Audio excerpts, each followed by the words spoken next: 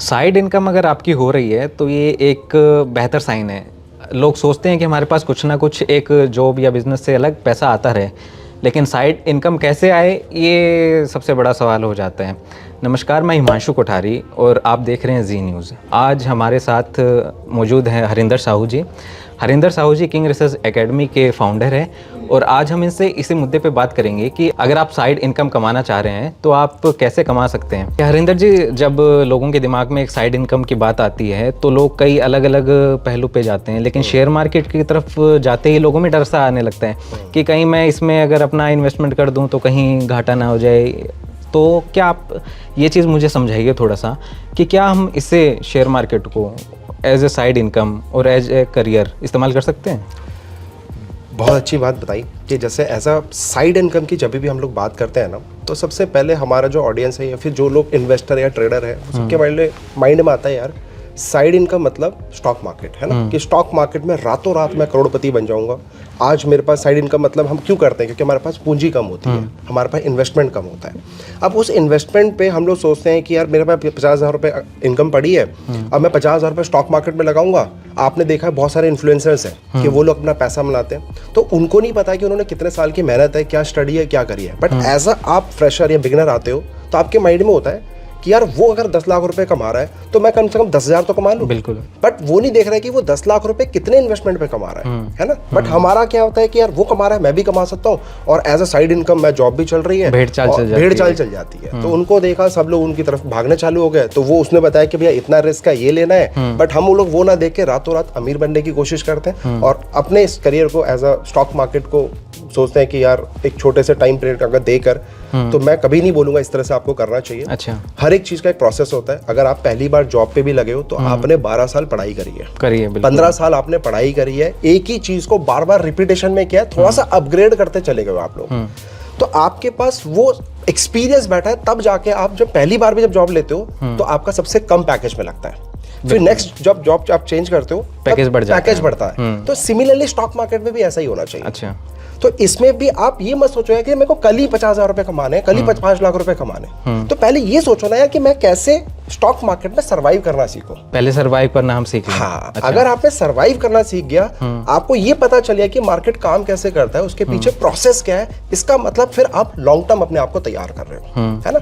तो हम पहली जॉब में जाते हैं, सीखते हैं वहाँ पे किस तरह से काम होगा, कॉर्पोरेट लाइफ को एक्सेप्ट करते हैं, पॉलिटिक्स होती है वहाँ पे, वो आप समझते हो किस तरह से काम किया जाए। जब आपको वो सारी चीज़ समझ में आती है तब आप पावरफुल होते हो, तब आप डिमांड करते हो कि बॉस मेरी ये वैल्यू है, अब मुझे नया जॉब चाहिए, मुझे इतना कॉस्ट है। तो स्टॉक मार्केट से में ऐसे ही आप पहले बार में डिमांड मत करो कि मैं 50% कमा लूंगा, 10% कमा लूंगा। पहले सर्वाइवल है, स्टेप सीखो, प्रोसेस सीखो, सिस्टम को समझो। एक बार वो आ गया सर, अनलिमिटेड पैसा है। और किसी ने खूब कहा है, जैसे कि आपने हर्षद मेहता का डायलॉग सुना होगा कि स्टॉक मार्केट एक ऐसा कुआं है जो पूरे देश की नहीं पूरे वर्ल्ड की प्यास बुझा सकता है। बिल्कुल, लेकिन इस कुएं में डूबना सब चाहते हैं। हाँ। तो अब आप एक चीज़ मुझे ये समझा दीजिए, आपके 15 साल का एक्सपीरियंस भी मैं यहाँ पे लेना चाहूँगा कि जैसे इसे फुल टाइम कई लोग कर लेते हैं, कोई लोग इसे पार्ट टाइम कर लेते हैं, हमें किस मानसिकता के साथ इसमें डूबना चाहिए इस कुएं में? Beautiful question sir. देखो अभी मैं पहले समझो कि वो लोग जो फुल टाइम और पार्ट टाइम के लिए बात कर रहे हैं ना, अगेन शॉर्टकट चाहिए। मैं ये मानता हूँ, स्ट्रिक्टली बोलता हूँ, इसको एज अ फुल टाइम हमें करियर चूज करना चाहिए। अच्छा। स्टॉक मार्केट को हम साइड में क्यों सोच रहे हैं? हम सोचते हैं यार इतना पोटेंशियल है, तभी तो अट्रैक्ट हो रहे हैं ना। जब पोटेंशियल है तो उसको फुल टाइम क्यों ना दे। ठीक है। तो मैं व्हाट आई बिलीव, जैसे कि मैं फुल टाइम ट्रेडर हूँ, फुल टाइम इन्वेस्टर हूँ, प्रोफेशनल हूँ, स्कैल्पिंग करता हूँ, स्ट्रैटेजीज बनाता हूँ, सो मैनी थिंग। बट मैंने एक डेडिकेशन टाइम दिया हुआ है। ऐसा नहीं कि मैं फुल टाइम मतलब सुबह 9 बजे से लेकर शाम तक 6 बजे तक ट्रेडिंग ही करता रहता हूँ। No, it's not like that. मेरा मानना यह है कि आप इसमें से as a full time career choose करो, बट सुबह 9 बजे से लेके शाम को 6 बजे तक नहीं। आप 2 घंटे दो, बट वो 2 घंटे फुल टाइम होना चाहिए। अच्छा, मतलब कि हमें एक पर्टिकुलर टाइम देना है। हाँ, भले वो 2 घंटे हो, 3 घंटे हो, लेकिन वो हो उसी के लिए। साहू जी, अब अगर मान लीजिए कि मैं आपके अगर स्टार्टिंग का पॉइंट लूं कि आपने कैसे स्टार्ट किया, क्योंकि आप कभी ना कभी तो एक बिगिनर रहे होंगे जी, तो आप हमें हमारे दर्शकों को ये बताइए कि हम स्टार्टिंग कैसे करें, जो न्यू कमर्स हैं उनके लिए। एज यूजुअल सर कि जब मैं कॉलेज में था, कॉलेज में तो नहीं कहूँगा, मैं स्कूलिंग में था और मैंने 10th स्टैंडर्ड अपना क्लियर किया था। उसकी गर्मियों की छुट्टियाँ पड़ी हुई थी, तो मेरे एक रोल मॉडल हुआ करते थे भैया, जो मेरे बुआ जी के लड़के थे, प्रसन्ना साहू। तो वो आते थे हमारी गर्मियों की छुट्टी में, पूरा बोर करते थे हमें, क्योंकि स्टॉक मार्केट वो खोल के बैठ जाते थे। अब वो आ गए, हम बोर हो रहे हैं, लेकिन कहीं ना कहीं हमारी चीज में वो पता चलता गया स्टॉक मार्केट है क्या। तो वहां से मैं स्टॉक मार्केट इंट्रोड्यूस हुआ और फिर मैं उनकी लाइफस्टाइल देखता था, यार आराम से बिल्कुल जेंटलमैन बन के ठाट बाट के साथ। मैंने कहा यार इनकी लाइफ बढ़िया है, कॉर्पोरेट में काम करते हैं, स्टॉक मार्केट में साइड इनकम कमा रहे हैं, और क्या चाहिए। और वो देखने वाले को भी लगता है कि अच्छा कर क्या रहे हैं, कर क्या रहे हैं। तो वो एक क्यूरियोसिटी थी कि यार ये कैसे कर रहे हैं। तो जॉब तो ठीक है, वो तो अपन जब अपना बीकॉम कंप्लीट करेंगे या फिर एमबीए कंप्लीट करेंगे या फिर मास्टर डिग्रीज में जाएंगे तो मिल जाएगी। लेकिन एज अ साइड इनकम, जैसा कि आपने पहला क्वेश्चन पूछा था, तो वो मुझे दिख रहा था यार वो स्टॉक मार्केट से पैसा कमाते थे और वो टर्मिनोलॉजीज पे बात करते थे। तो कहीं ना कहीं एज अ फाइनेंस बैकग्राउंड बोल लो या फिर एज अ बनिया बोल लो आप, तो नंबर्स आपके माइंड में चलते हैं, बचपन से चलते हैं, दिमाग में सिर्फ गणित चलती है, उसके अलावा कुछ नहीं चलती। कि यार इतना हो गया तो सीधे ये प्रॉफिट आया, मान लो मैंने अगर 10,000 लगाया, मेरे को 50 लाख का प्रॉफिट हो गया, अच्छा 10 से 50 लाख, यार ये तो बढ़िया धंधा है ना। तो ये नॉर्मली यही सोच के आते हैं। तो मैंने भी एज अ बिगनर वही सोच के आया था। और इत्तेफाक से आप बिलीव नहीं करोगे, 2008 में मार्केट टॉप पे था, पीक पे था, है ना। तो उस टाइम मैंने जो भी पैसा लगाया अपना 2-2.5 लाख रुपए लगाया था पापा से लेके, मैंने अपने पैसों से अपनी गाड़ी खरीद ली। ठीक है, साथ में मैंने मोबाइल खरीदा। अच्छा, आप लोग सुन सकते हैं कि इन्होंने शेयर मार्केट में इन्वेस्टमेंट करके क्या क्या खरीदे हैं, गाड़ी खरीद ली, मोबाइल खरीद तो मेरा फर्स्ट यही था कि मैंने अपनी गाड़ी खरीद ली, CVZ मैंने खरीदी थी। और उस एज में, मतलब 11-12 की मैं बात कर रहा हूँ, तब पैसा लगा के एक 1-1.5 साल के अंदर मैंने इतना कवर कर लिया। और उस टाइम लोग पढ़ रहे थे, मतलब आप बीकॉम कर रहे हो या मास्टर्स कर रहे हो, मेरे साथ के कलीग, और मैंने उस टाइम पैसा देख लिया था। जब लोग पढ़ रहे थे तब आप कमा रहे थे? तब मैं कमा रहा था, लेकिन वो कमाना तुक्का था, क्योंकि बाई लक कह लो, कैसे भी कह लो, 2008 में मार्केट टॉप पे था। तो आप कचरे पे भी हाथ डाल रहे थे ना, वो भी भाग जा रहा था।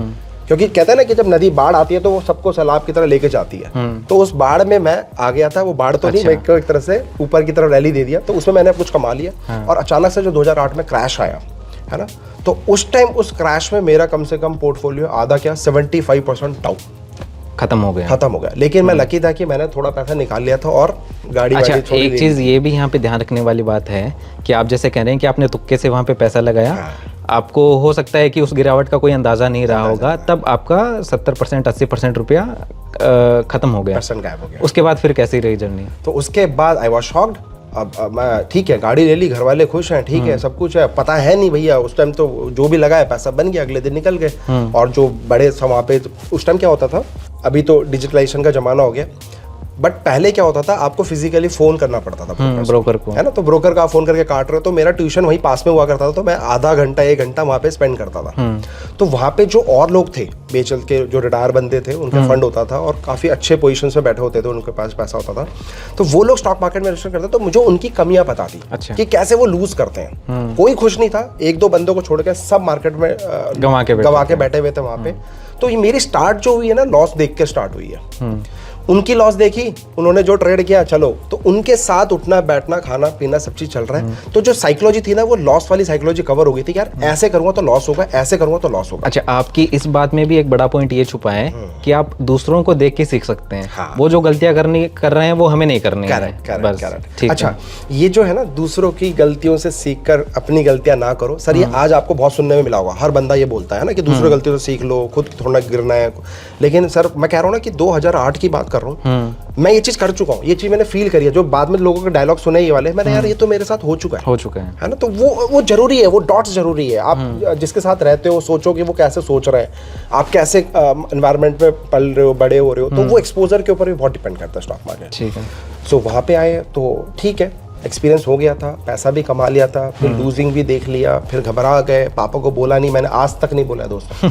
मैंने अपने पापा को आज तक, वो पोर्टफोलियो पापा का ही अकाउंट था, मेरा अकाउंट नहीं था, तो वो मैंने आज तक नहीं बोला। और उनको पता भी नहीं कि कैसे करा जाता है, क्या करा जाता है। लेकिन अब पता चल जाएगा। लेकिन अब पता चल जाएगा इस वीडियो को देख के। और डांटने वाले मेरे पैसे को तूने क्या किया, हाँ। है ना। तो कितने साल से मेरे को बोलते हैं क्या हुआ बेटा उस पैसे का, तो मैंने को तो पता है वो कितना पैसा बचा है उसमें। हाँ। तो एनीवे, तो वो एक जर्नी थी, तो वो मैंने अभी भी रखा हुआ है। अच्छा। लाइफ टाइम तक मैंने कहा नहीं, उसको मर्ज नहीं किया मैंने अपने साथ, उसको ऐसे ही रखा है। ठीक है, चलते रहने दो ऐसे। ठीक है। अच्छा, इनके बाद जब हम बात करें कि 2014 भी आया, सरकार भी बदली, 2020 में कोविड भी आया, तो वहाँ पे आप एक निवेशक को क्या सलाह देना चाहेंगे कि इस तरीके का जब मौका आता है, सरकारें बदल जाती है, अगर कोई बड़ा मौका आता है, जब इवेंट आता है कि मार्केट गिर गई है, क्रैश हो जाती है, तो हमारे यूजर जो आपको और हमें देख रहे हैं, उन्हें क्या चीजें ध्यान में रखनी चाहिए? सर, एक ही बात बोलूंगा, मार्केट ना कभी भी खरगोश की तरह नहीं भागती।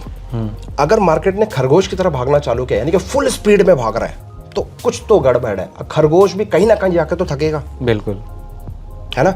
अगर मार्केट टॉर्टोइस की तरह चल रही है, धीरे धीरे स्लो स्लो स्लो स्लो, तो सर आप 50 किलोमीटर भी वो चले जाएगा, अच्छा, है ना। लेकिन खरगोश की तरह भागोगे ना, कभी तो थकेगा, कभी तो हार्ट अटैक आएगा, कभी तो कुछ होगा। तो मार्केट को उस सिंपल थॉट प्रोसेस सोचो, जिस भी इंस्ट्रूमेंट में आप ट्रेड करते हो, what ever instrument you have, चाहे आप इंडियन मार्केट में करते हो, बाहर के मार्केट में करते हो, तो उस पर्टिकुलर इंस्ट्रूमेंट में देखो क्या वो स्टॉक खरगोश बना पड़ा है, नॉन स्टॉप भागे जा रहा है, क्या चाहे किसी का भी हो, XYZ किसी का भी हो। ये एक सिंपल नेचर बता रहा हूँ जो मैंने 15 साल में अपना एक्सपीरियंस गेन किया है, ये आपको किसी किताब में, यूट्यूब में नहीं मिलने वाला है। तो जो स्टॉक नॉन स्टॉप भाग रहा है ना, उसके ऊपर only thing for the sale, आप उसमें से निकलने की कोशिश करो। ठीक है। 2020 में आप देखो मार्केट टॉप पे बैठा हुआ था। मुझे एक चीज बताओ, ये कोविड तो बाद में आया ना, टॉप तो पहले बना ना, तो टॉप क्यों बना और वहीं पे कोविड क्यों आया? पहली चीज 2008 में जो आप बोल रहे हो बबल्स था, 2008 में भी मार्केट टॉप पे बैठा हुआ था, वहां से गिरी। व्हाई? सो वो जो फियर है कि भैया मार्केट कितना क्रैश हो गया, अब इन्वेस्टमेंट करूं ना करूं, मैंने आपको टॉप बता दिया है ना कि किस तरह से हम टॉप को आइडेंटिफाई कर सकते हैं, अपना माल निकाल कर आप होल्ड कर सकते हो, फिर फियर का वेट कर सकते हो। तो सिंपल वॉरेन बफेट जी का एक डायलॉग, फियर एंड ग्रीड वाला, कि जब दुनिया डरे तब आपको पैसा लगाना चाहिए। तो मैं उस पर बहुत कॉन्फिडेंटली बिलीव करता हूँ और उसी के बेसिस मैंने अपनी खुद की स्ट्रैटेजीज बनाई है। अगेन, जो स्टॉक नॉन स्टॉप गिर जाए, यानी कि बैड न्यूज चल रही है, ठक कट कट कट कट गिरे जा रहा है, गिरे जा रहा है, पैसा लगा दें, आंख बंद करके मैं कहता हूँ पैसा लगा दो। मैं इतना कॉन्फिडेंट हूँ। But you should have proper risk management and money management. साथ में डिसिप्लिन भी होना चाहिए। डिसिप्लिन तो आपको चाहिए। आप बोलोगे यार एक में कर लिया, मेरे पास पैसे नहीं है, दूसरे में नहीं करता, फिर तो आप खत्म हो गए। बिना डिसिप्लिन के हालांकि ये चीजें ज्यादा लंबे time market is a game of चल भी नहीं पाएगी। तो आपको एक सेटअप फॉलो करना है, जो मैंने आपको दी, एक one of the best strategy जो मैं फॉलो करता हूँ, अपने पोर्टफोलियो को बनाता हूँ, और मैं एज अ इन्वेस्टर भी कह सकता हूँ अपने आप को। तो मोर देन 78-80% मेरा ROI अभी इस गिरे हुए मार्केट में मेरे पोर्टफोलियो में चल रहा है ना। तो वो मैं सिंपल थॉट प्रोसेस को करता हूँ, और आप बैक टेस्ट करो, ये साइकोलॉजी को यूज करो, जबरदस्त काम करती है। साहू जी, आपका धन्यवाद कि आपने कई सारी चीज़ें आज इन्वेस्टर्स की क्लियर कर दी। फाइनेंस फॉर्मूला की हमारी सीरीज़ में आज हमारे साथ साहू जी थे। साहू जी को 15 साल का एक्सपीरियंस है और वो सेबी रजिस्टर्ड भी है। हरिंदर जी, आपका धन्यवाद। आप देखते रहिए Zee News. Thank you so much.